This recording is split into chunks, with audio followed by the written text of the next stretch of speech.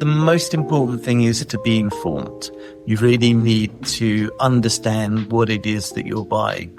Luckily now, it's very easy to find out a lot of information. Just search for things and you'll find similar examples to the one that you might be interested in, and educate yourself that way. Also, buy from somebody who's reputable. An auction house where you've got redress, or somebody who is well known within the industry. It's the safest way to buy. More or less the same thing. Make sure that you know what it is that you're selling. Go to reputable people. Auction is a great way for looking up the values of pieces. Going to some of the online sellers is a little bit dangerous, just because you quite often get wish list prices. So you get a price that is way too high, and that might mislead you in thinking that you're going to get a higher price than it's actually worth. Particularly popular at the moment, rather than going for models, which is probably a little bit too granular, a bit too specific, I would say the makers. So Cartier is probably the hottest item at the moment. For example, a Cartier tank that you might have bought 5 years ago for £1,500 is probably going to be in the region of £3,000 to £4,000 now. So they've really gone up in value.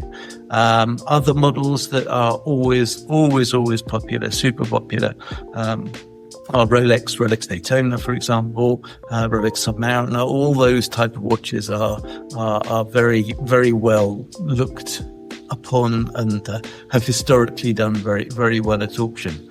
My small tip is maybe start to look at the independent makers. So there are a lot of independent makers coming up now, and they are super interesting. And a lot of them are a reasonable value. And there's a possibility that you could get something, you get in on the ground floor of something that will become very special in the future. Investments. If I knew what to invest in, I'd be sitting on the beach in the Bahamas and not standing in front of a camera at this moment in time.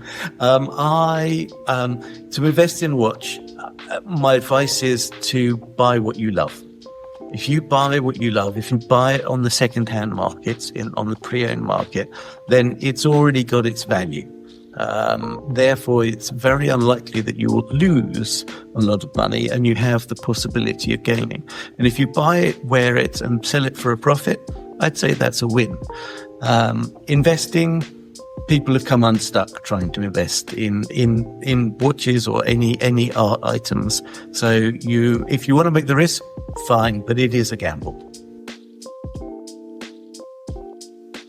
Maintaining the value of a watch is maintaining its condition. So keep all the original paperwork, for one thing, the boxes, all the paraphernalia that comes with it. If it has it, then look after it. So make sure that when you wear it, that it doesn't get damaged. There will be, some people don't mind scratches, some people do. A watch in perfect condition will always get much more than a watch not in perfect condition. Make sure that the parts, when you have things repaired, are replaced with the original parts. So don't let somebody replace the hands, for example, with a different set of hands, because then you'll get a mismatch of color on the dial and the hands. And when you repair a watch, only do it when it really needs to be repaired. This can be, my advice is when it starts to go wrong, that's when it needs to be repaired. You don't really need to do it every year or every 2 years, and now the manufacturers say every 5 years. But the best thing is to do it as little as possible, because you can introduce problems into a watch when it's repaired. Storing watches is generally very easy. any internal environment, any house, any safe within a house, or any type of controlled environment is a perfect way to store a watch.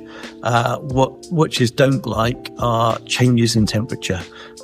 Then you can start to introduce condensation, and condensation is one of the worst enemies for a watch. And so that also happens if you say go from a cold climate, so you're on a plane, and then you go to a tropical climate, you can actually introduce condensation into a watch that way. So you do need to be a little bit careful with what you're doing. But if you look after a watch in a normal home environment, then there will be no damage that will come to that watch.